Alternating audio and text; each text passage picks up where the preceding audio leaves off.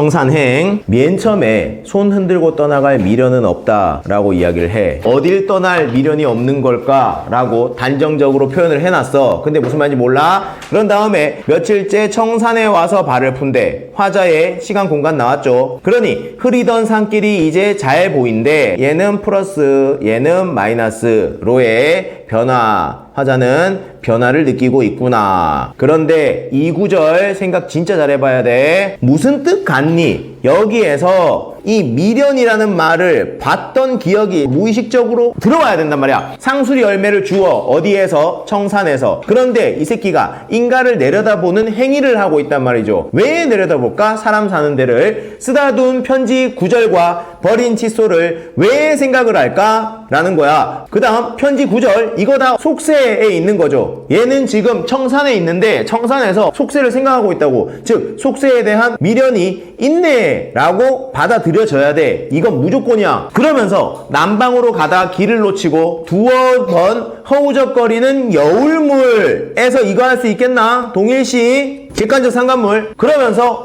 잠깐만 여기가 두어 번 허우적거린데 이것이 내가 정서적으로 허우적거린다면 이 허우적거림 정서적 허우적거림이 내적 갈등 갈피를 못 잡는 그런 거라면 이건 의인법도 되고 그렇다면 동일시 이건 감정이입이 되는 건데 이건 나구나. 내가 허우적거림을 느끼고 있다 라는 얘기구나. 산 아래는 떼까치들이 몰려와서 모든 야성을 버리고 들 가운데 순결해진대. 자, 까치들도 순결해지는 산에 나는 있는 거야. 변해야 되는데 변하지가 않는 거야. 속세에 대한 미련을 버려야 되는데 그게 잘 안 된다는 얘기야. 그러면서 길을 가다가 자주 뒤를 돌아보게 하는 30번 다져두고 30번 포기했던 관습들, 이 관습들이 결국 속세에 대한 미련이 되겠지. 나는 지금 산길을 가고 있단 말이야. 계속 청산이란 말이야. 하지만 계속 뒤를 돌아보는 30번 다져두고 아니야 미련 버리자. 하지만 30번 포기했던 그 벗어날 수 없는 그 속세의 그런 늪에 있구나. 그 다음 서쪽 마을을 또 바라봐요. 그러면 나무들의 잔순결처럼 가늘게 흩어지는 그 저녁 연기가 한 가정의 고민의 양식으로 피어오르고 마을에 집에 저녁 밥 짓는 연기를 봤는데 그걸 가지고 이거는 집의 고민의 양식이다 라는 거야. 결국 얘는요 속세의 삶에 대해서 엄청난 고민, 스트레스, 삶의 고민을 느끼고 있는 거야. 압박을 느끼고 있다고. 우리 현실적 삶 얼마나 압박 느끼냐. 맨날 니들 입장에서는 성적 압박 이런 거 받지 않니? 그 얘기네. 그래 안되겠다. 생목 울타리엔 들거미줄이 있고 맨살 비비는 돌들과 함께 누워서 마지막 화자의 소망이야. 이 세상을 알아보지 않은 것들과 함께 잠들고 싶다라고. 즉 자연에 동화되며 속세에서 완전히 벗어나고 싶어.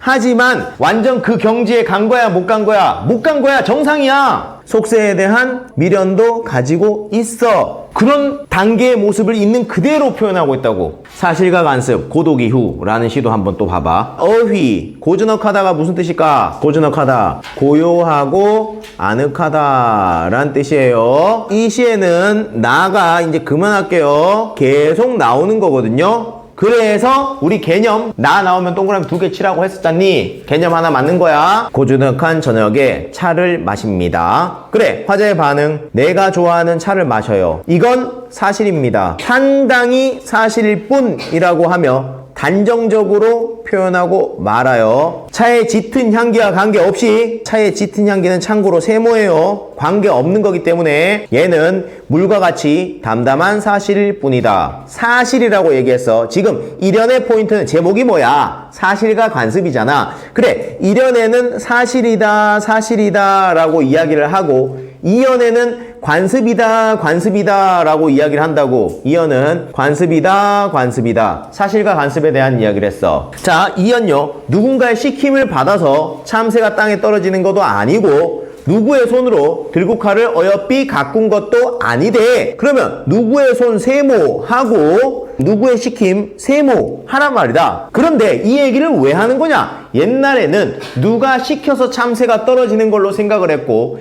옛날에는 들국화가 누가 예쁘게 가꾼 줄 알았단 말이다. 근데 그게 아니라는 깨달음이야. 자, 내가 지금 차를 마시고 있는 사실이 있죠. 이 차를 마시고 있는 사실은 누가 시켜서 아니라는 얘기를 하고 있는 거지. 누가 시켜서가 아니라 스스로 제일 즐거운 거다. 이건 내가 하고 싶어서 하는 거다. 이게 바로 사실이다. 사실은 남이 시켜서가 아니야. 다른 외적 요인이 있는 게 아니야. 외적인 뭔가 요인이 있는 게 절대 아니야. 오직 내가 차를 마시는 경험한 것, 이것만이 사실이다. 뭐도 떠올라지면 좋겠냐면요, 서양 경험론, 경험 철학, 경험주의, 데카르트 생각만 한 새끼 말고 로크 이런 놈, 경험해야 된다 하는 요런 거죠. 내가 경험한 것만 사실이다. 이게 관습이다. 나의 고요하고 아늑한 관습이다. 좋아한다란 얘기야. 고즈넉한 관습은 물에게 물은 물이다. 소금물이다. 앞으로 남은 10년을 더 살든지 죽든지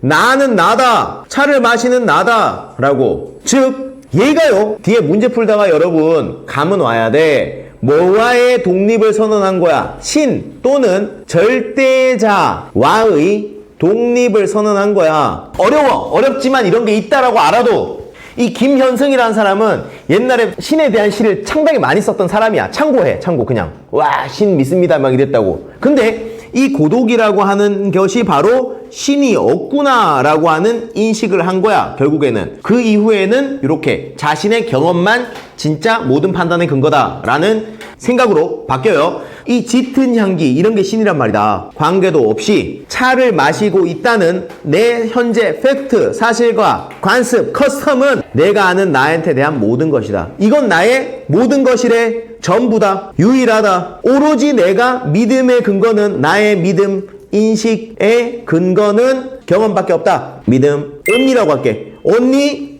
경험. 경험이 바로 사실이고 관습인 거야. 내가 차를 마시고 있다는 사실만 사실인 거야. 내가 본 것만 사실이라는 얘기예요. 그리고 이 모든 것, 모든 세상 모든 사물, 인식에 대한 모든 것, 모든 근거도 된다 라고. 이 모든 것에 대한 모든 것도 된다 라고 했을 때 여러분, 야, 이 사람이 정말 철학적으로 인식이 확장됐구나, 이 정도는 느껴지냐? 어려워. 어려운 건 맞아. 그래도 봐도 아, 이런 시도 있다 라는 거야. 얘가 자신의 경험을 바탕으로 해서 모든 대상으로 자신의 인식을 확장시켜 나간 시예요. 사실, 경험, 관습만 믿어야 된다 라는 이야기를 하는 거야.